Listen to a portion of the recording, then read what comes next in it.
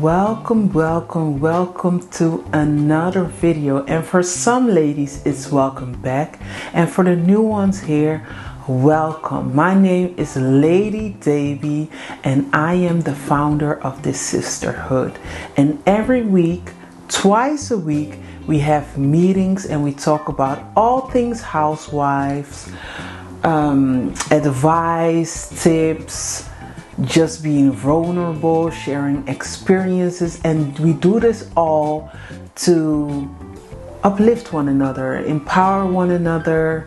I compare it to when a CEO or employees get training or are being guided by mentors so that the best can get out of them.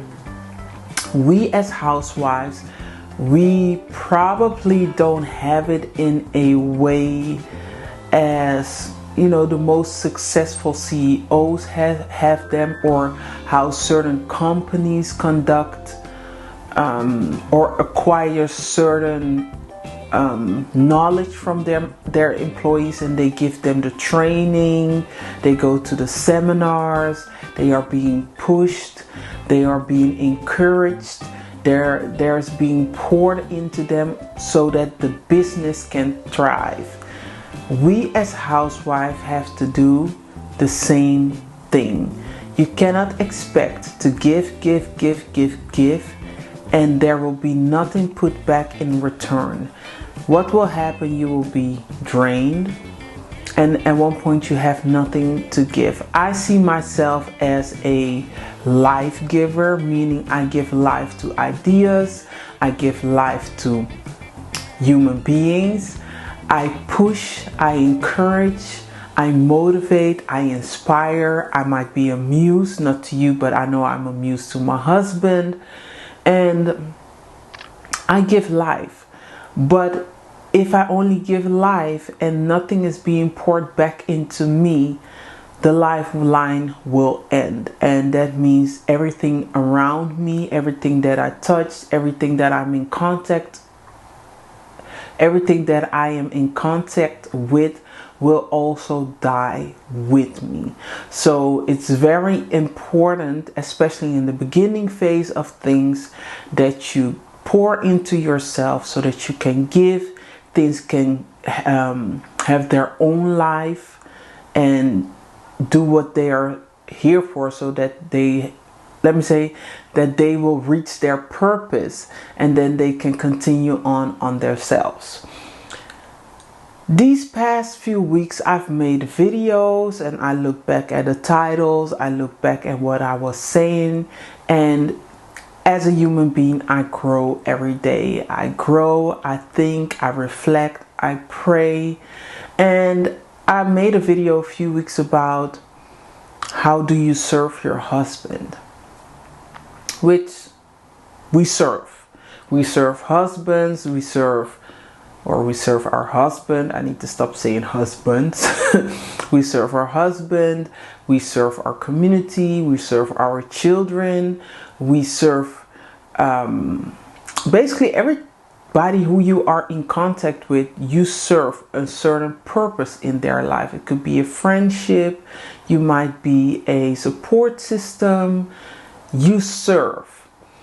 But what do these people give you? How do they serve you? I think you should figure that out for yourself, but I can tell you that my husband serves me by him working and me being a housewife, meaning ever since I am a housewife, I have the time, the creative space, or the space within my mind so that I can create. I'm free. I can do whatever I want. I really feel myself stepping into my purpose. I can acknowledge talents and certain traits, skills in other people. I can point them out. I can direct them. I can guide them. I can push them. I can motivate them. I can help them in any way I can. So many good things have come from the fact that I am a housewife and he is the one that takes care of the income. My background is my mom is from Suriname, my dad is from Ghana. Why is it important? Suriname, the whole system is based upon the matriarchy. Everything surrounds the woman, is surrounding the woman, meaning she is the spill, the middle, and everything will revolve around her. I don't know as much about my Ghanaian heritage because my dad was raised in Ghana. He left Ghana when he was 17, and he was raised in a very strict Muslim household. And it was not about the religion, but the fact that his father was so strict, so they couldn't engage in cultural events, because my dad is Ashanti, but because they were so strict, they were raised so strict, he couldn't engage in that culture. He doesn't know anything about that culture. He was not allowed to listen to music. Also, he was very young, so there's not a lot of, you're not really engaged with culture yet. That comes mostly at an older age. But what I came to understand, that also the Ashanti or the Akan people are centered around a matriarchy. At least the woman has a very high spiritual, political role within that community or within that tribe. As people from Suriname who were made into slaves, they upheld that system. So when I see my husband working, I understand that he is working to serve me. He's not here to serve. The working part or getting the money is not his main priority. Is not to serve him. It's to serve the matriarchy, to serve me, to serve the family, and everything he brings in is to build our tribe, our community, our family. Unfortunately, we are the only ones that are doing this, meaning if his sisters were living a similar lifestyle, or I had sisters that would live a similar lifestyle, it would all make sense. It doesn't really make sense because it's just us as a family.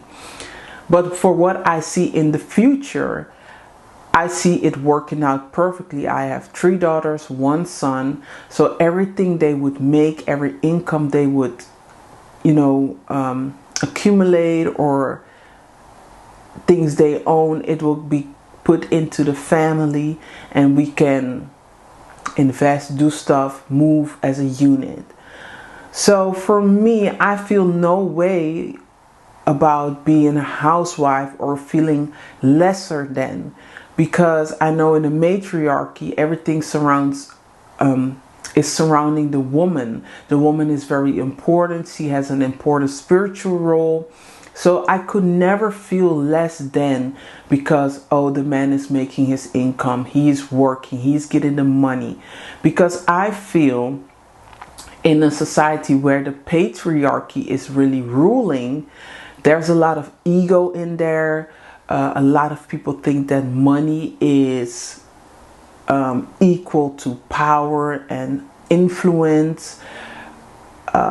People feel less because they have less money, or they lack status, or all that types of stuff. But I feel in a matriarchy, you understand that everything the man is doing, or the man in general, your sons, your cousins, your uncle, your father, they are doing it to support the whole system, the whole community.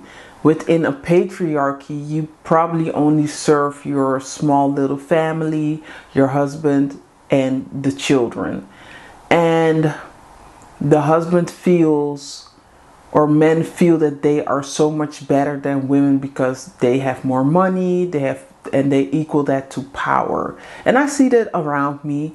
on social media, on internet, where you see that men are really motivating and inspiring each other to get more money so that they can feel more powerful, that they can control people, that they can have sex with multiple women without taking care of their responsibilities. I feel like a patriarchy doesn't really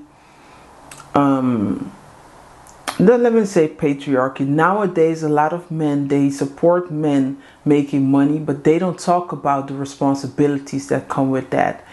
They don't tell the men that this money you are accumulating is here to invest back into your community or into your family, your tribe. This money that young men are accumulating is more so for them to boast, to misuse and mistreat women, to travel around the world in luxury, getting private jets and stuff like that. And that is not a problem, but it becomes a problem when they feel that they are more powerful and that they are more important than a woman because she doesn't, especially when she is a housewife, because she doesn't bring in the money. And that is not what old teachings teach. The men were very considerate. They understood that the money wasn't theirs.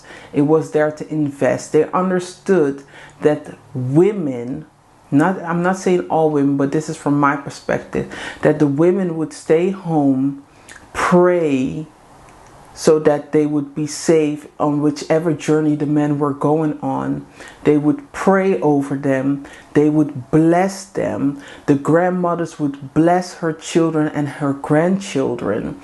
And she really was almost like a direct connection to God, because she would have seen, or she would have dreams of the child who was going to coming to the family, who would be born into the family. She would know, oh, this child will be this person, this child is this person, this, she would know because she was in direct contact with the spiritual realm. The same thing with Katherine Jackson. She acknowledged the talents in Michael Jackson. His father could have never done that because he wasn't around. He was working, as most men are. They are away from home for at least 10 hours a day. So you don't see certain traits and skills in your child because you do not have the influence. And that is what I want to talk about today. The woman, a housewife, she has a lot of influence, and influence is, I would say, better than money, because you can have a lot of money but you lack influence. Meaning, for instance, in a household you have a father and a mother. The father is working 5 times a week, 10 hours a day. He is gone, so he doesn't have a lot of physical contact with his children nor his wife. So it's only normal that the children will gravitate to their mother, ask for food at their mother's. They would ask her for assistance instead of asking the father, because he is not around, so he doesn't have a lot of influence. So if you are working and making money, yes, you have the income, but you will not have the influence in the family, in the tribe. And that's okay, because maybe the grandmother would say, this one here, he's the one with the skills, with the talents. He will make a lot of money for the tribe. So we need to help him, motivate him, push him, inspire him so that he can get the income, bring it back to us, and then we will do with it what we need to do to uplift the tribe.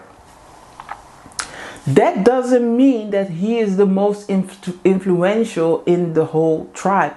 Meaning, not because he's making money, he is the one that will make the decisions. He would be the one that will control the end result. No, there's a certain way of being humble in this system, Because yes, he has the talent, he has the money, but that doesn't give him the authority to decide what's happening in the family, because he might not be the one that's most connected to the spiritual realm. That is grandmother. Do you kind of understand what I'm saying? Because a few months ago, I was watching a clip of the Jacksons, and I think they were being conducted in the Rock and Roll Hall of Fame. And you had all the brothers standing there. From Michael, everybody was there. Barry Gordy was the one that were presenting them with the award.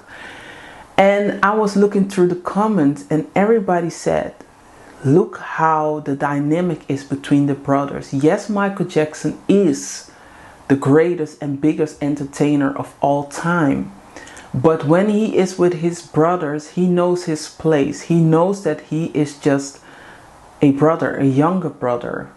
So he understands that, yes, I am Michael Jackson, but when I'm at home with my family, I'm one of the last, I think the last three. So there are people out there that have more experience. I have brothers that are older, sisters that are older. They are more experienced. They have more say-so in the family. They know my parents better, because I understand that because of the job I have or the career that I have, I'm not the one that's around the most. I know I'm not the one that is in contact with everybody every single day. I don't really know what's going on at home. So I can understand, for instance, that Rebby, their older sister, that she is the one that knows when this birthday will be, or understand her mom better or her dad better. You know, she has a different dynamic within the family. I hope I've explained that a bit well. And that is how I see it. Even though my husband is making the income, when he is home, he is being humbled, because he doesn't know where the knives need to be, where it need to go. He doesn't know almost nothing about home and how I do groceries, or how I do stuff, or how I connect with the children, because he's not around like that. And that's okay. That is, I think that life is a way of life to balance things out, because otherwise he would have too much power. If he would know everything in the house and everybody would follow his lead, or had to follow his lead, and he was making all the money, and then who am I? Then you don't need me. But in my household, there is a clear dynamic.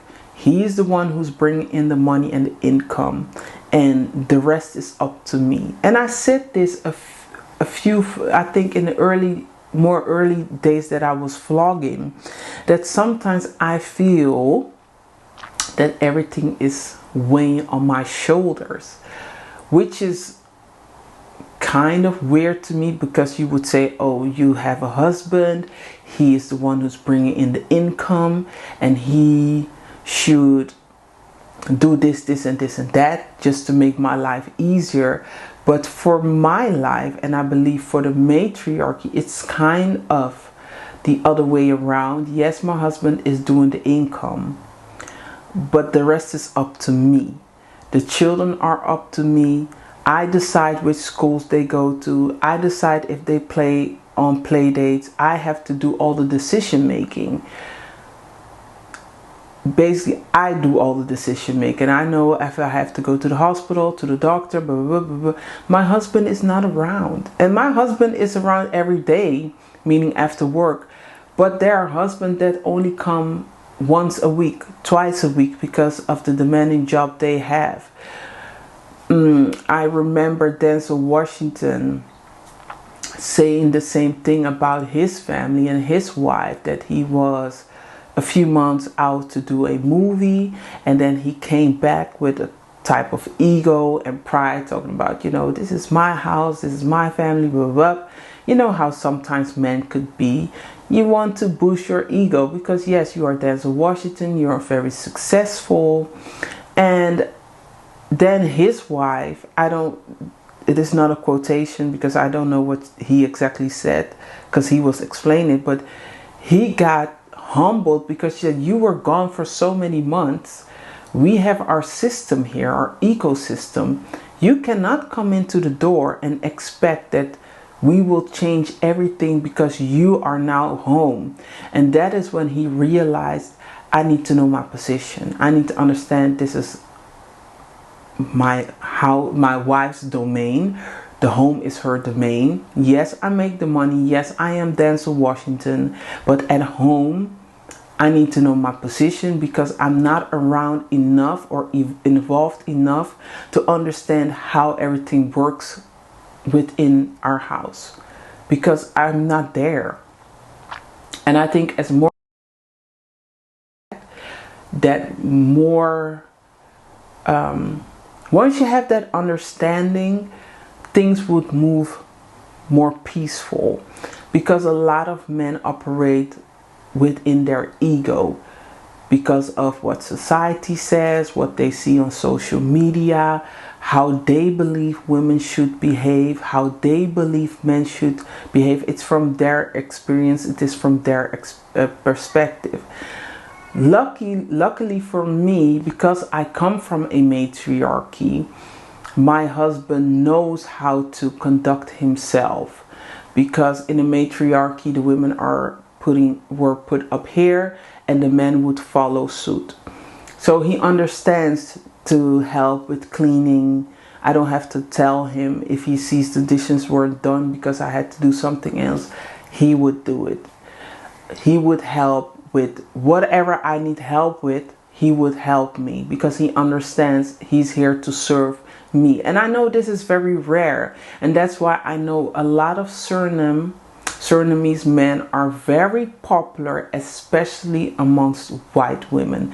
They prefer Surinamese men because they help around the house. They cook, they clean, they're funny. You can really have a good time with the Surinamese men. They are attractive. They can easily adapt to any situation. They are really great guys. Of course, they have also their things that they are known for that aren't that great, such as they cannot stay with one woman. That is what a lot of people believe, but that's not true. But yes, some of them, yes, they cheat. But most of them, they are very, very great husbands because they come with a lot. Me, I have experience with white men, and I know that they are not raised to help out within the home, because like I said, they are raised in a patriarchy, and that there is a different belief system what a man should do and what a woman should do. So most mothers raise their sons without them ever having to do any chores, especially here in the Netherlands. I don't know from elsewhere, but I'm talking Netherlands.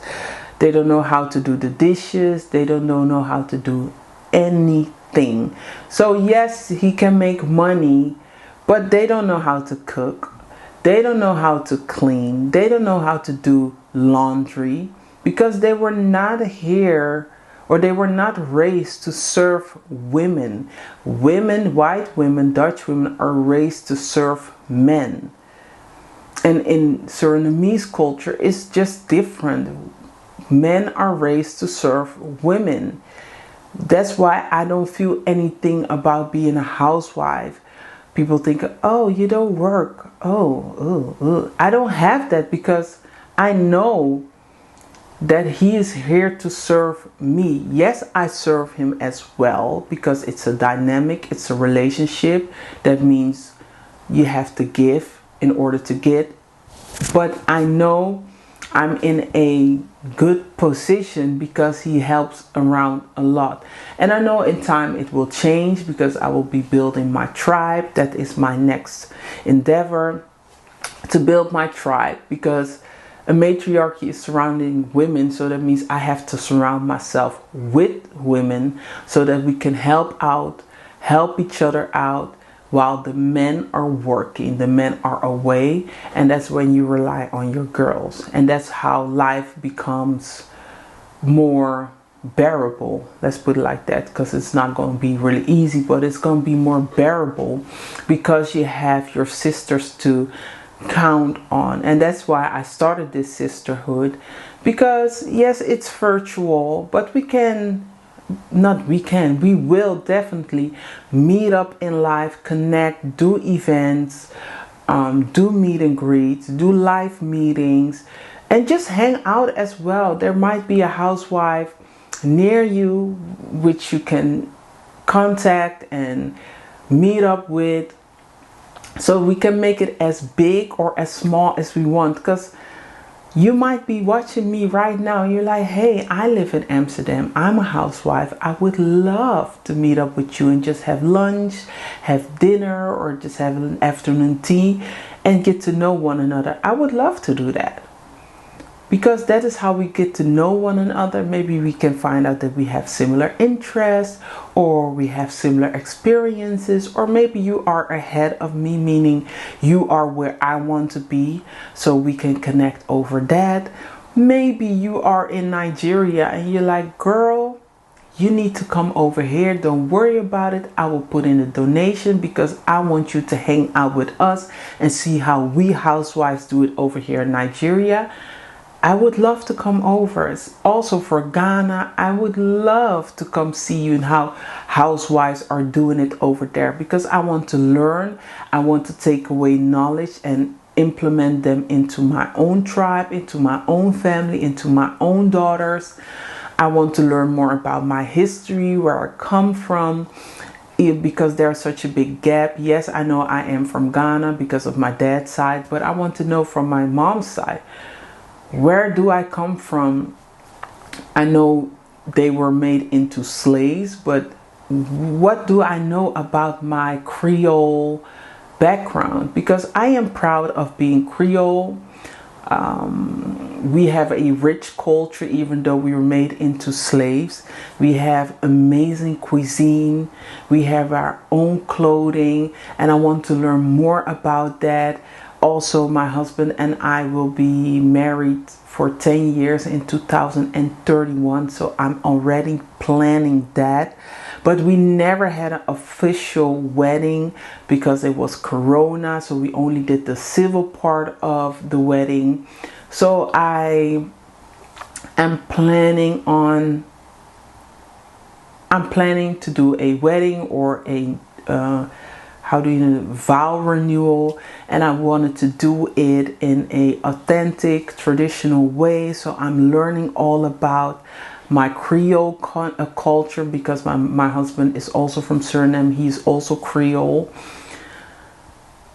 I'm learning new things, so I would love to connect with my Ghanaian side. I love to connect with my Surinamese side, but I definitely also want to connect with my Nigerian side, because also my dad has lived in Nigeria for 6 years.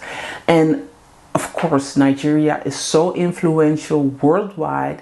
They are so ahead, and the women are killing it over there. The looks, the fashion, everything. So I want to know, what do you do to support your husband? Why do you how did Nigeria become Nigeria? What did y'all do? How do you conduct your family? What is very important? What are the values? What is the faith system? What is expected from women? Same with Ghana, as I see the progress that has been made over the years. I want to know, what did y'all do? How did you conduct this? And I'm proud of being Surinamese African. I'm proud to be black, because women like you from the motherland make us proud, make us hopeful, make us want to do more and achieve more. You make us see possibilities that we have never seen before, especially living in the Netherlands, where everything is of course white. You make me see that we black women can live a life, to live a life not hiding, just being proud of who you are. Because yes, we have watched the African Americans do it for so long, but being African American to me is almost being Surinamese, because you are successful in a country that doesn't belong to you, meaning it really doesn't. You just coexist. You are investing in a country that will never be yours, that will never be black. You also, I'm in a time in my life where I enjoy seeing myself. I enjoy seeing black people. I like to surround myself more with black people. I think living with only black people is such a precious thing. Just to see your own people daily, see them doing good, see them wanting the best for themselves and their country. And you make me so proud. So that's why I want to welcome you into this club, because I really feel that we can learn so much from you and see how you do things. And I want to see more. How is the housewife experience? How do you connect? How do you women feed out of a sisterhood? How do you help one another? How do you exist in a world where the men are chasing the money, doing everything to make sure the tribe is well? What do you do? How do you support one another? Which conversations are being held? I wasn't raised with a grandmother from none of my sides, and I feel like because of that there is such a big gap, because I never saw my grandmother praying for me from none of these sides. I never saw her telling me, Davy, you are so amazing. I see so much great things for you. You are a leader. So I never had that blessing from my grandmother to know that, okay, she had a dream. She saw things in me. God spoke to her and she spoke her blessings over me. I never had that. And I never had that sense of family and tribe and the togetherness, feel like I belong to a group. I never had that feeling. Now that I have my husband and we have our own children, I really have that feeling. I pray for my children openly, quietly. I pray for my husband. I see things for my children. I make decisions for my children for their best interest.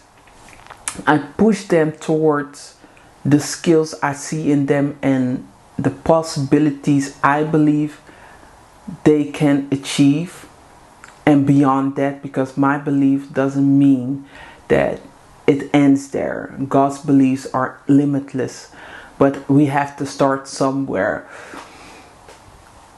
I feel that matriarchy in me. I feel that motherly thing in me. I feel the connection with the spiritual world. I do not shy away from it anymore. I'm just letting it flow through me and see where it will take me. I really feel connected to women, which I never was connected to women at all. I always felt that sisterhood was fake. It was rubbish. But now I see the importance of sticking to womanhood, sticking to your sisters, because you will need them in your life. Like I said, men are working. They are not available 24/7 to you. So it's very important as a housewife that you go out your way to get yourself a tribe, because it's different when you are a working woman. You see your colleagues every day, and at one point you believe that your colleagues are your friend. It happened to me. I started to believe that my colleagues were my friend. You start sharing information with them, which it doesn't have to be bad, but in my case it didn't turn out okay. But put that to side. But it's much easier to connect with other females when you are out there, you are working, you have colleagues, you see each other every day. You don't have to put in the effort because it just goes naturally. When you are a housewife, you have to put more effort in because you are at home. You don't go out as often as somebody who has to go to work every single day. So you really need to put in that effort to find friends. And maybe you are blessed. You have a mom that is a housewife.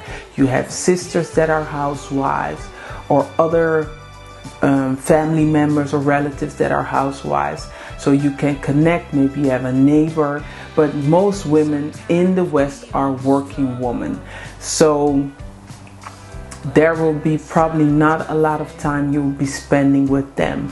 That's why I started this sisterhood, and that's why I went out of my way to start it, because it's important to build your tribe, to get food, to get energy off of other women so that you can be the best version of yourself. Because we are not going out every day. Maybe you are, but it's not the same as working and spending several hours a day with a group of people or women where you can talk to. If I go outside, it's to do groceries. If I go outside, it's to pick up the children.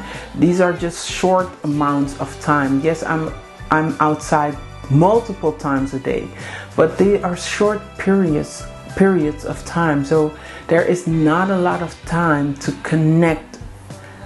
There's just not a lot of time. If I'm outside and I have to pick up my children, it'd probably be 10 minutes and I can talk on the school playground. But after 15 minutes, I will be gone. So it's so different than spending 9 till 5 with your colleagues. You have lunch together. You have coffee breaks together. You work together. You go on the bus ride back home or the train ride back home, and you spend another additional 50 minutes together.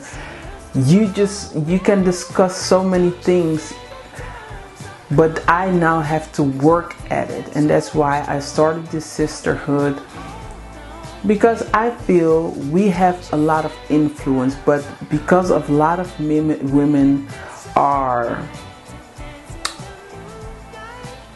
affected by not having an income. A lot of women are affected by not having an income or have a lesser income than the men. It affects a lot of women because it makes them feel powerless.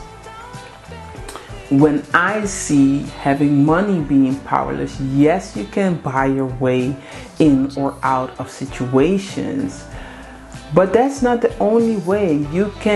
You are more powerful or influential when you are present, when you are connecting with people, when you think of people, when you take care of people, when you call people, and you have real relationships.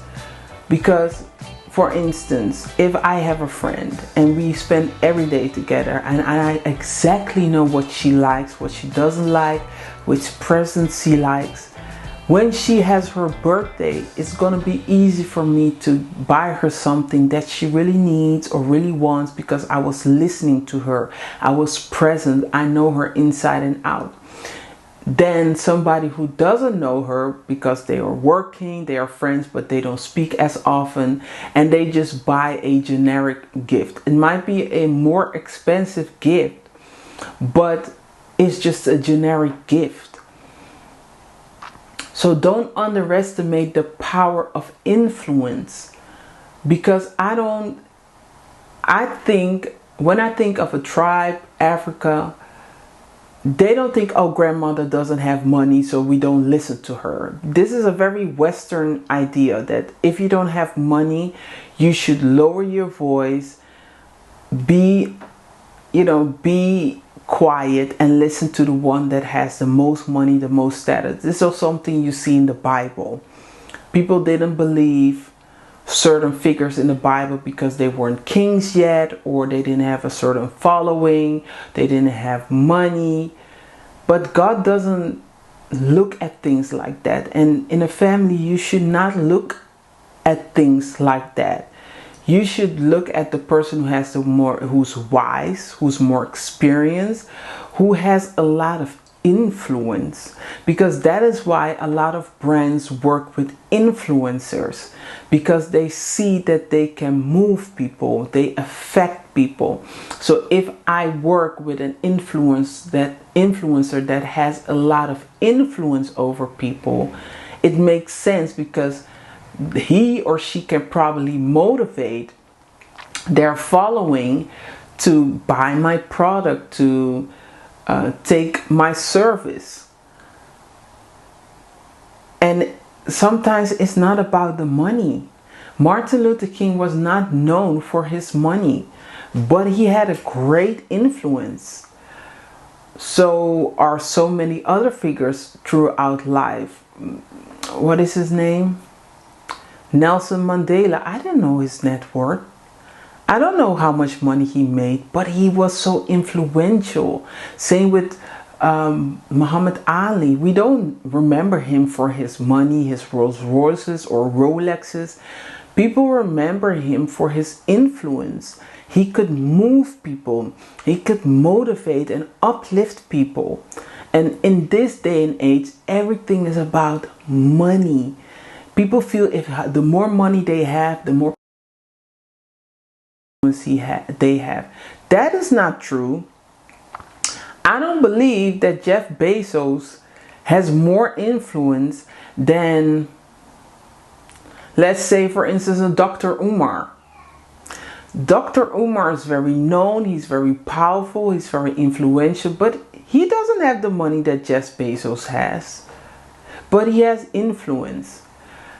So it's not about the money you have, it's about the influence you have in your household as a housewife. First of all, you should be able to influence your husband.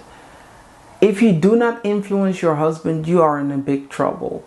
Meaning, if you cannot tell him what you need, if you see him conducting wrong behavior, if you cannot correct that by talking to him, to bringing him onto different thoughts, I think that is more problematic than you having no money. Because in this life, there are so many challenges, there are so many tests, and if you cannot control or at least influence somebody's mind, you will lose it all. So I'm happy that I have that influence over my family. And as I became more aware this past week, I am doing my best to gain more influence. And influence is also trust. I understand my children are young. I don't know. My oldest daughter asked me something last week. Let me think of it real quick. It was something, I think, about food. I think it was about chicken nuggets or something. It was something like that. And it was about, yeah, but there's no, I don't know. It was something silly like that. And then she said, Mom, but I don't believe you. And I said, okay, you don't trust me. I didn't get angry at her, but it was something I was aware of. That, okay, of course, she is 7. She doesn't know me that long. She sees things on the internet. People are talking a lot of stuff. There are a lot of AI animated videos on the internet. So when they say something, I said, no, but that's not true. But Mom, I don't believe you. I don't believe that you know. Influence also has to do with people trusting you. And that is what I'm going to work on more with my children, that they trust me more, and that if I tell them something, that they would respect me and respect my experience and respect my knowledge, that I would not steer them the wrong way. And I understand that I have to build that trust. I will not demand it from them. You should just believe what I say because I'm your mom. No, I understand it's a process, and in time when it really matters, that they will trust me with the things I say or the things I see or the messages I get.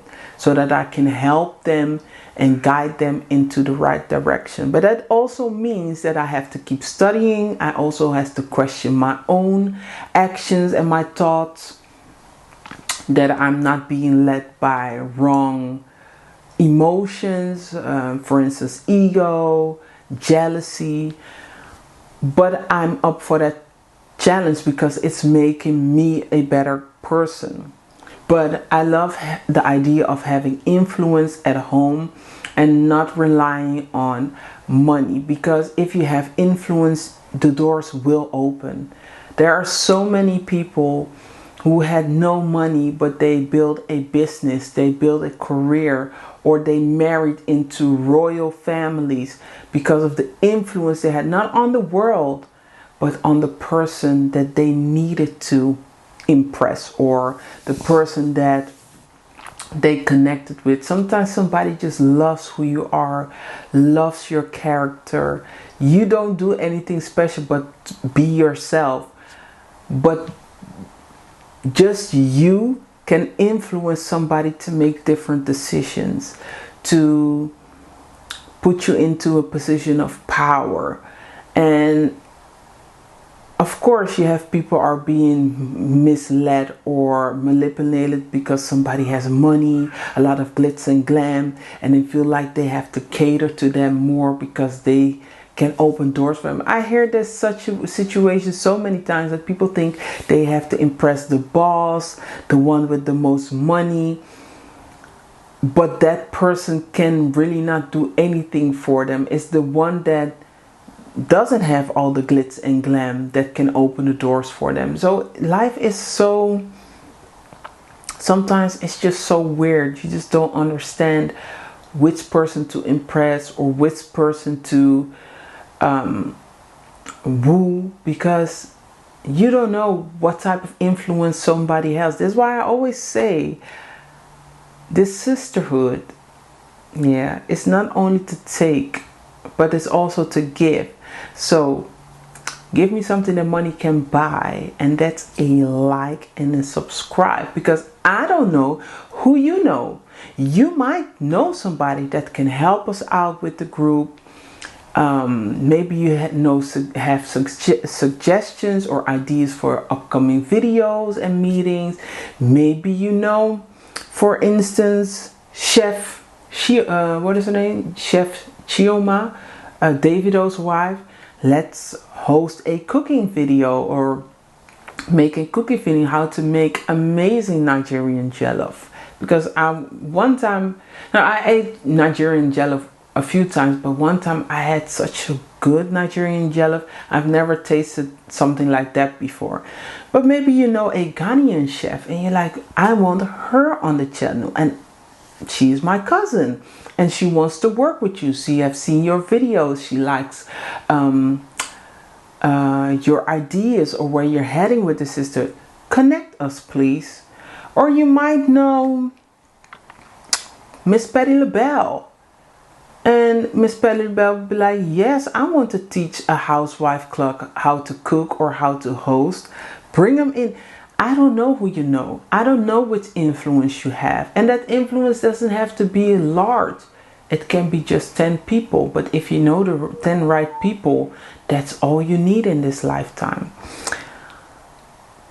So make sure you like, subscribe, but also share with other women, because we want to build our club. We want as much housewives in the club as possible so that we can support, uplift, empower one another, have donations, because we will support one another. I donate to the club because it's not a club, it's an organization. It's more like a non-profit organization. That all the money we bring in, we put it into our little basket, and we as a club decide which charities we want to support, how we want to spend the money. Do we want to do seminars this year? Do we want to create a product and the proceedings will go to a charity or something else? Or do we just want to keep it online? Do we want to invest in better camera equipment? Do you want to take it to a professional level and say, let's use the money for better quality footage, better quality audio, let's take a professional team in, let's film our videos professionally? Or do we say we want to build out our website so that we can connect more with one another? Because I have to tell you, I really do miss you from Thursday to Tuesday. I think it's very long. I think we could connect more, but at the same time, I also feel that from Friday we will be busy with family events, family gatherings. Some people will go to church. Some people will hang out with family. The husband probably will be home. You will have family dinners or lunches or brunches. So I don't want to take away from your family time, because this whole sisterhood is about empowering you so that you can be the best wife, the best mom that you can be to the best of your abilities. So I don't want to take away your weekend as well, when that is the time that you will spend with your family, hang out, have fun, connect. So that's why I do miss you a lot, and I feel so disconnected to you once the weekend is over. I really feel these 4 or 5 days, they are very long days, but at the same time I also understand that we need to cater to our families and also cater to ourselves. And you know, there's a lot of stuff that needs to be done around the house. Maybe you do have help, but still there's a lot of stuff that needs to be done. So I think you can use these, you know, the time after the meeting Thursday. But maybe we can do something online, something small, starting from Monday. I don't know. So we need the donations. I am patient. Of course, I have a lot of ideas, a lot of creative ideas. I'm just writing everything down. When the time is right, I will discuss them here and we will see. But I love the idea of doing a conference. I just love the idea that we all housewives, we come together from Africa, South America, the West, Europe, it doesn't matter, and we come together and we have beautiful meetings, great food, beautiful people talking on stage, panels, and people who are there to acknowledge the power and influence of a housewife and what we do at home. I cannot wait for the day that we can announce that we are hosting our first conference. So if you want to be a part of that, make sure you subscribe. Make sure you donate, because there are different types of housewives. You have housewives who are married to billionaires, millionaires, blue collar, preachers, political people. There are a lot of housewives with different experiences, and like I said, some people, they might not have the creative ideas, but they do have the funds. Some people here in the group might not have the funds, but they have the creative ideas, or they have the technical ideas. So everybody's so welcome, because we need all of us to build this organ, this institute, this club, this sisterhood. So we will not write anybody off. We will not discard people because they don't have a certain status or a certain bag, a certain car. It doesn't matter. Everybody here is here to win on your level, or even evolve from the level you are at now and grow into something else and grow into a different space. And maybe you have a lot of money, but you don't want to work on that part anymore. You want to work on having influence, because you feel that you're losing control over your house. You're losing control over maybe your husband or the marriage, and you want to know how to connect and how to be more spiritual or more present to gain more influence. Then you are at the right place. There are so many different housewives here. We are here to support one another, to mentor one another. Make sure you ask and talk into the comments and tell us what you want to take away from this, so that everybody knows, oh, this person is looking for a mentor that has experience in spiritual guidance. Then they know who to connect with, instead of we just all being quiet and we don't know which type of housewife is in the club. I want to know. I already told you who I am, what I do, what I've been through, what I am looking for within this club. But I want to know from you, who are you? What are you doing? How long have you been a housewife for? Do you have kids? What do you expect for yourself in the upcoming year? What are your goals? What are you working towards? Because it's already almost the end of the year. We are heading into holiday season. We already maybe planning which Christmas decor, which menu we are going to do, which people we have to invite, which people we're going to leave out this year. All these things are ahead of us. So also, what do you want for next year? What do you want to achieve as a housewife? What are your goals? What are you working towards? I have these same things. It doesn't mean that you're a housewife that you don't have plans and ideas for yourself. That doesn't mean you should not invest in yourself. I think it's even more important to invest in yourself, because it's so easy to not do it and just think of yourself as being a cleaner, a nanny, a cook, when that is not your position. Your position is to be here to serve your husband, but mostly that people serve you as well. So it's very important for you to understand what your role is in your family, in your tribe, what you are working towards to. I believe I'm working to be the matriarch of our family.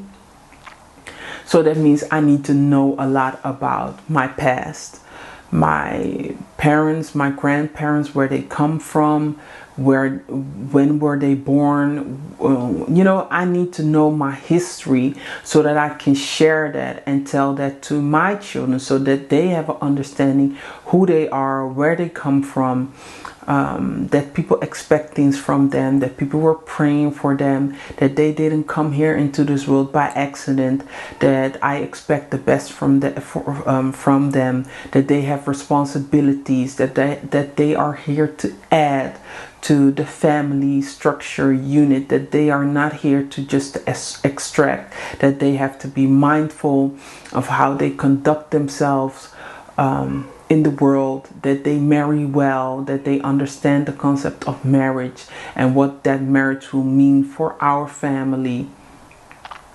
So I understand where I'm heading to. That's not something that I wanted to be. I never thought of being a matriarch. But I feel that is what God is placing on me. It's very scary, because a lot of people think of, oh, title, status, oh wow. I see the responsibilities. I know that means a lot of is being expected from me. I know also that I shouldn't be scared, because God is placing it on me because He believes that I can do it. But that doesn't mean that I don't have to do the work. So I'm always asking my mom, oh, tell me about this. Why was this your name? Why is this their name? Where are they from? Where did I ask my dad, especially my dad, because I don't know anybody else from his side of the family. So I ask him a lot of questions. I want to understand. I definitely want to go to Ghana and meet other family members, because I know they know so much more about the family Afriye, because that is my dad's last name, Afriye. So I need to understand. I know he's from Mampong, but I know he was born somewhere else. I need to understand all the details. I want to know how was his mother. All these things I need to know. I don't know these things, and I feel that it's very important, so that doesn't fade. That part of our culture, part of our family history doesn't fade, because that's when you know where you stand on. You just cannot throw away the work that has been done before you. So that means maybe I should read The Matriarchy, the book from Miss Tina Knowles, to see what her perspective is on matriarchy and how she was experiencing everything. So I have a lot of things on my list as I evolve into a matriarchy and being the grandmother of the family and speaking about these things, but also resolving conflict. It's a very spiritual journey, and I asked God a few years ago to make me more spiritual, and I thought it would have gone a totally different route, that it would have to do with money, but now I see that it is so much deeper than money. So I really want to also I need to embark on the spiritual side. I pray more every day. My prayers are more intentional. I have to pray for everybody in my family, which takes a long time.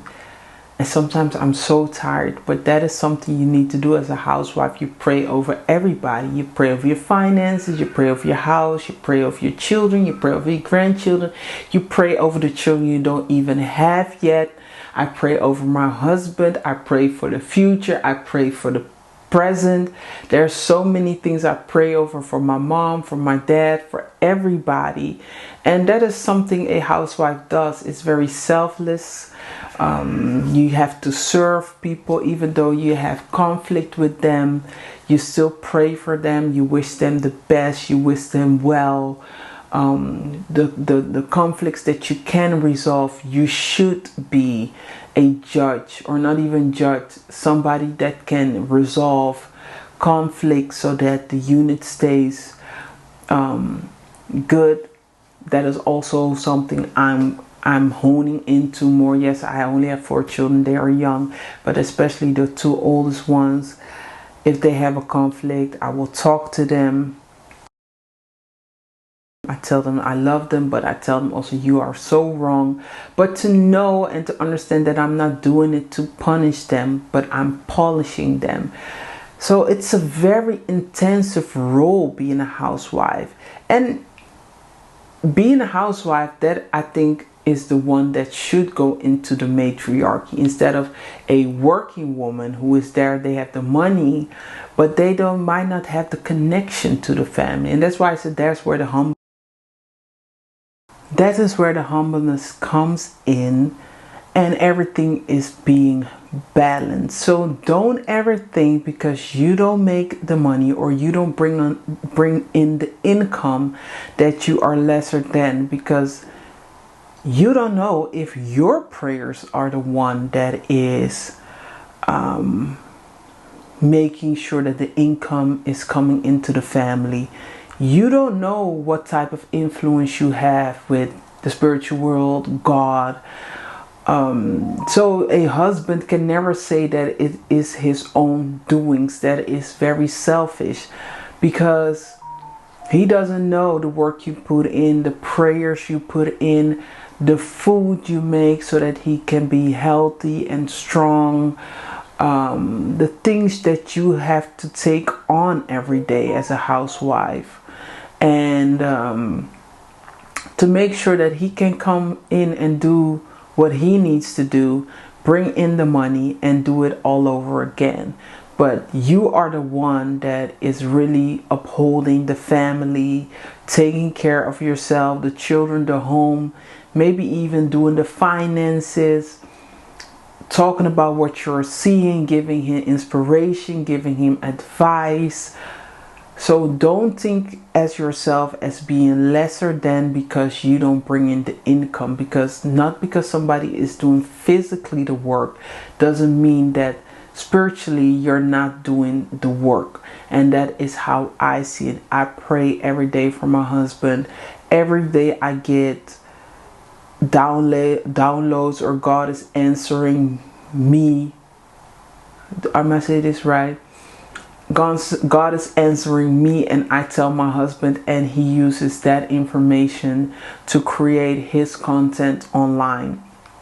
He tells me every day, I don't want to talk to you anymore. I want to talk to the people online. I already know what you're going to say. I already know what you tell me. But then after conversations, he's like, thank you so much. Every time I talk to you, you just give me other ideas, and you motivate me, inspire me. So our conversations are never in vain. He always comes out of it with something good, great. And I know that he might be physically doing the work. He's making his videos. He's doing it. He's editing. But I definitely have my hand in there. I definitely inspire him to create certain content or to talk about certain topics. And he can never say, oh, it was only him. He could never say that, because it's not the case. So I don't know if it's because of matriarchy, it's just a characteristic thing, or I don't know. But I know with the patriarchy, it's just different. A lot of men feel that if it wasn't for their doing, that it wouldn't be done. And maybe it's not a patriarchy, maybe it's just because of the ungodly people that think like that, that they believe that God has blessed them and that it's because of them. I don't know. You could never think like that, because a woman has birthed you, she has nurtured you, she has empowered you, pushed you, prayed for you so that you can become who you are today. Just to say that you are doing it all by yourself is very selfish, and it's a dangerous way of thinking, because most men feed off women. Women give men life with the food, with their company. I mean, they accompany, like, just being a woman and being around a man, you do so much for him. And for him just to push that to the side and not acknowledge how much you have contributed to his life, it's just, I don't know if it's a white thing, a Western thing, a European thing. I don't know.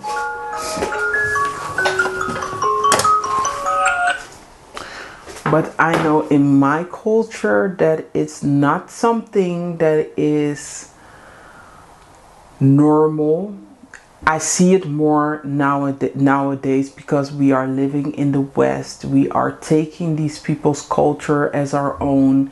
We believe that we are doing things by ourselves. We are self-made. We believe we don't need anybody else. We are doing this, when that is not the case. We are a product of prayers, choices, consistency. There's so much that has been, there's so much before us which we do not know about, and we don't know how that affected us, influenced us to be who we are today. And to just dismiss all that was before you is disrespectful. I'm not saying that I wasn't like that. I also was affected by that way of thinking, because I wasn't raised with a community or a tribe. I didn't understand. I was not connected with my family. I didn't know my grandparents. I saw my grandfather from my maternal side a few times because we used to vacation in the States. He was living in the United States. I've seen my grandmother from my maternal side maybe only not more than 10 times, because we only visited Suriname twice. And she wasn't living in the city. She was living in my mom's village in a district. And that's like 2-3 hours from the city. So maybe we would stay there for 2-3 days. And I have seen her only during that period in 1995 and in 2006. So I've never had the tribe. I've never met my grandparents from my paternal side. So I always thought it was just me. I had to do it by myself. There was nobody there. I had to fend for myself. I had to fight for myself. And now that I'm older, I feel how much of a disadvantage it is to a person if they are not raised within their tribe. Understand the power of relationships, connections, people they can fall back on. And it's not about the money part. It's just people you can talk to, people who look like you, people that understand you. You come from the same family, you understand certain traits that are running into the family. Maybe you don't understand why you're making constantly the same decisions, not knowing that it's a pattern that is running through the family. I don't know my family, so I don't know which type of patterns I inherited from them through my mom or my dad. I don't know. I don't know my past. I don't know if I look like somebody in the family, if somebody had a dream about me and the family expected a girl who was born on Tuesday because I'm Abena. I'm Abena. I was born on Tuesday. I don't know these things. I would wonder if my grandmother would be alive, say, I expected you. You are the one who's gonna, be this in the family. You need to stay close to this. You need to stay away from that because that is dangerous to your spirit. You are this type of spirit. You need to connect with this. It would have been nice because that means I don't have to navigate this world by myself. Now I'm trying to figure out, okay, I was born on Tuesday. What does that mean? I was born in June. I was born, I'm a Gemini by my Scorpio sign. What does all these things mean? What do I like? How was I when I was younger? Which type of traits did I had? I know I liked makeup. I liked hair. I liked fashion. I liked to draw. I liked music, dancing. I liked to write poems. I love to clean. I love to redecorate my room. I love to watch cooking videos. I loved cooking. I loved eating. And now I'm trying to figure out, how does it all work in the life I'm living today? Am I living the life that connects me to my younger self? Am I still doing the things I love, but now it just looks different? And when I look at my life back in there, I'm like, yes, I'm doing everything I love. I'm doing the hair because I have to do the girls their hair. I'm doing my makeup. I'm basically designing my outfits. These are not the outfits I would love to wear, but in the future I really want to have my own design team of tailors, or my personal tailoring team or of seamstress that will design my clothes. I love to cook. Yes, I'm cooking. I love to talk. Yes, I'm still talking. Yes, I love to write. I'm still writing. I didn't publish all of my writings because of time and also the infrastructure that is not being built yet. But I'm doing everything I love to do. So I know everything is full circle. I just have to wait it out. I also wrote a book with my husband. So yes, I'm doing the writing. I'm doing everything I love to. I dance. It might not be in dance class anymore, but at home I still love to dance. I still love to put on music and enjoy myself. And in the future, I definitely want to dance more in the traditional Surinamese way with a Kasiko band or a Kawina band. I like to whine and have fun. I love my traditional African music, high life, Afro beats. Those are the things I'm into. So yes, I'm doing exactly what I want to do. I love to connect with people. So now this all makes sense for me, having a sisterhood where I can talk for hours because that is what I love to do. And instead of apologizing for it or making myself smaller or just to totally ignore that part of me, why not use it and use it for something good And maybe my conversations, I hope, I think, I believe that my conversations will lead to something beautiful. Like I said, I'm a creator. I bring life to things. Even though the vision is in the early stages, I believe that it will all make sense in a few years from now, and we are a full house, and we will have the events, we will have the products, we will have the connection, we will have the meet and greets, and people would love to join the club or the sisterhood from around the world, and to see the type of impact or yet influence we will have on other women or on each other, how we have come so far if you look back from where we started and where we will be in a few years from now. I think it would be beautiful to see that journey, to see us on stage with other women who might not be housewives, but at least we can talk for ourselves, at least we can defend ourselves, we can paint the picture for ourselves instead of somebody doing it for us. And also to show a different side of being a housewife, not as something bad or being less than because you lack income. Now you have words, now you have words, information to say, hey, yes, I do not have an income, but I do have influence. Do you know who I am in my family, in my tribe, in my community? People listen to me. People respect my vision. People respect what I bring to the table.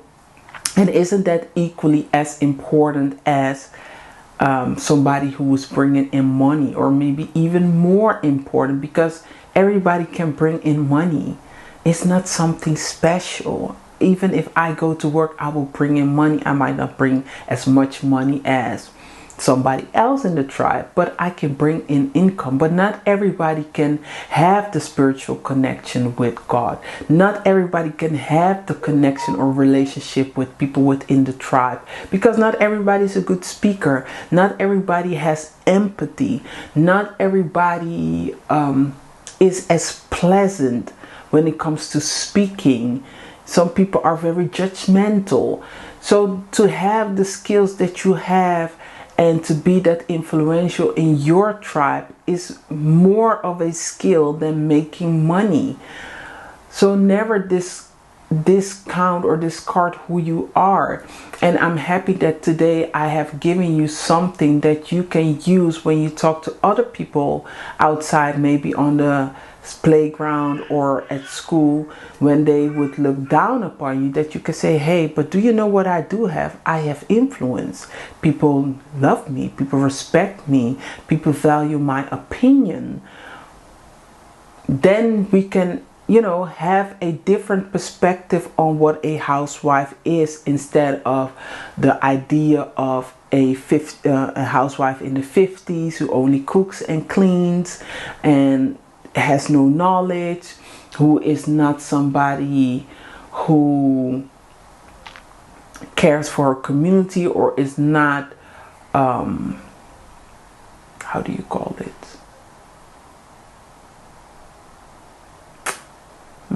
I lost the word, but somebody who's not involved in their community. Now we can have a different view on what it is to be a housewife in 2026. It might differ from which religion you have, or which ethnicity group you are from, which country you live in, but at least we have the power to change the narrative surrounding housewife. And even you yourself can tell yourself a different story about who you are. Instead of, oh, I'm a housewife, I should only cook and clean and do nothing else, otherwise I'm not a good wife. No, now you can tell yourself, yes, I am a housewife. Yes, I am smart. Yes, I have influence. I have goals. I have dreams for myself, within the family, within the tribe. And I'm doing my best to get the knowledge and to get better every day. To, now you could tell yourself something different. And that's what I said a few weeks ago about the relationship with words, and how you, how these words control you, and that you have the power to change the narrative surrounding these words. and make it positive and make it something that will work for you. Like I said, I didn't have a positive outlook on sisterhood, but I told myself I need that feminine energy. I need more females in my life because they make me better. And I changed my outlook on what a sisterhood is and what it can be. And now I have so much joy. I feel myself growing every day. I'm excited for the next meeting. I love to speak to you. I cannot wait to see you again. And you make me want to be better, and you make me want to do better, and you make me look at my position in life differently. Because of you, I show up different at home. Because of you, I'm a different wife. I understand who I am, what I want to be, how I want to influence my husband and my children, how I want to be there for them. And it's all because of you. So I want to thank you for today, for another meeting. I cannot wait to see you on Thursday. I want to wish you a great Tuesday. Have fun, enjoy. I don't know if school has already started for you. If so, go on, be the best version of yourself. We still have holidays. These are the last 2 weeks. So I'm also preparing to go back to school, meaning to bring the girls back to school, waking up 5 a.m. or 4:30 a.m. preparing their lunch boxes. I still have to do some shopping for their new clothes, their new wardrobe. I still want to buy even muffin tins and the cupcake holder so that I can start making them cupcakes every morning and put them in their lunch boxes. So I still have a lot of preparation to do. I still need to think about which hairstyle I want to do for them for when they go back to school, because I did some of the extensions, the braiding extensions, but I don't really like them anymore because I see it's dangerous. Sometimes they get stuck into the door and they rip their hair out. So I'm conscious with that because now it already happened twice. Also, I love beads, but the same thing. Amalia got stuck in the door, and instead of calling me, she started pulling, and then she ripped her hair out. Now she has a whole bald spot. Kemi had that a few months ago at school. She got stuck in her chair and she started pulling and the hair came out. So I thought maybe I should lay off the braiding hair and just stick to their own hair, which they have beautiful hair. So I need to think about what am I going to do. I have a good week to think about it, because maybe I still need to buy some stuff to get the creation out of my head and to make sure it comes to fruition. My husband's birthday is also coming up next week. His cousin is coming and I don't know who else is coming. So he asked me to make that Surinamese ginger drink I was talking about for the wedding. So he wanted that again. So I have to prepare for that. But also looking forward, my husband will be off from work from Saturday till next week Saturday. So that means I have enough time to prepare for school, to buy what I need to buy, but also to prepare for his birthday. He just wants a not too much. For now, I'm just gonna grow my hair out. I don't really know what I want. Sometimes I want the afro, sometimes I want more structure, but I love the way how my hair is growing now. I want to let it grow a bit and before I cut it, but don't hold me to it, because I know myself. When the day comes, I just start itching and I want to go to the barber and cut a nice style. Let me know what you think. I also have to do some makeup shopping because I'm running out of things. Yesterday I washed my brush set. I'm ashamed I haven't washed it in a long time. I remember when I was a makeup artist, I used to wash my brush set so many times, at least once or twice a week. This time, every time I said I'm gonna do it, I didn't do it. But yesterday I said, you have to do this, because I'm also learning, once the idea pops into your head, to act upon it immediately, because when I start waiting and putting it off, it will be off for a long time. So when I see something on the floor, something is not in its place, I teach myself to pick it up immediately. So I did the brushes, I washed everything. Also, I have to buy new eyeshadow, because I was checking the back of my eyeshadow and all the other products, because I wanted to make sure that all my products are still useful.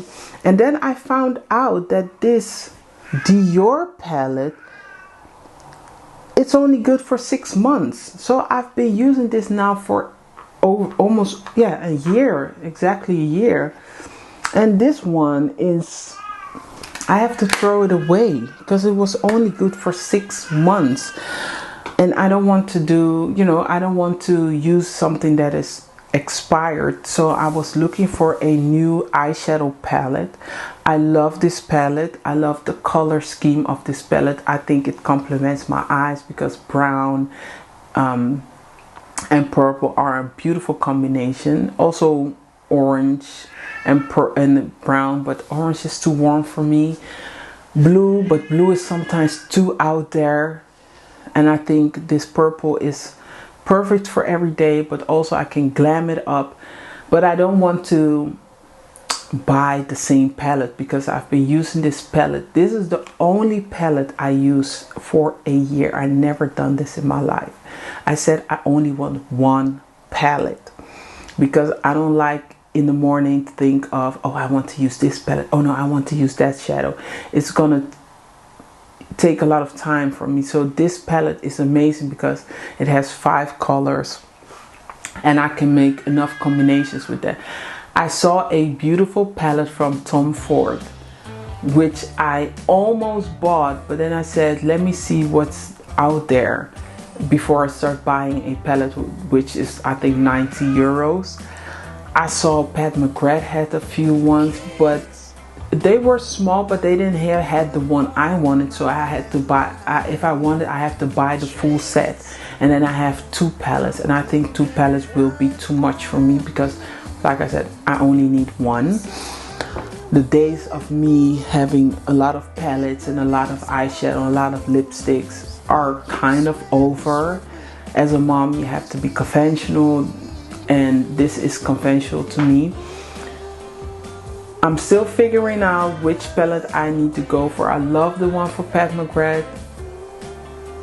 I love the color schemes. I saw Juvia's Place has some nice things, bronzers, because I had a bronzer for Patrick Ta, but I think it was too red. I bought that one in 2024 during Black Friday. I saw Juvia's Place has a lot of good bronzers for a good price, because I don't want to spend too much money on makeup anymore. I feel like I bought that Estee Lauder mascara. It was crap. The mascara was 60 euros. It was crap. I bought the one from L'Oreal a few weeks ago. That is how I expected that mascara to work. I mean, 60 euros. The one I bought was maybe 16 euros, and it was 1+1.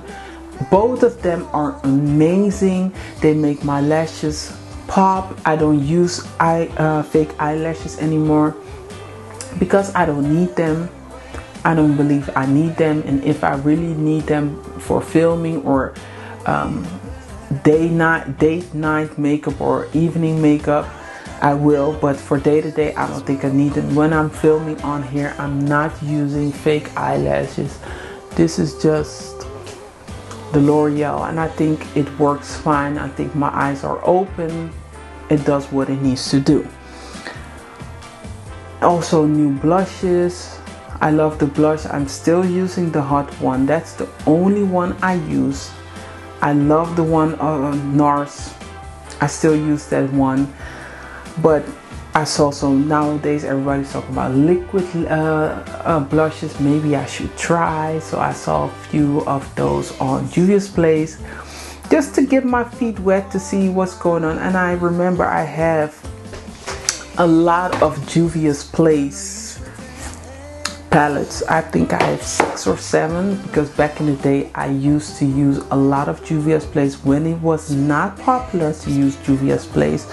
But the palettes are too big for me. Like I said, I don't use a lot of eyeshadow anymore. And you buy these big palettes and they break, the shadow breaks, it becomes messy, and yeah, that's why I'm just looking out for things that are small. Also, you know, that is why. But this is not a makeup tutorial. I just wanted to tell you what I need to do these upcoming weeks. For now, I need to check out my daughter, what she is doing. Maybe she wants to eat something. And I will see you on Thursday. I love you. See you.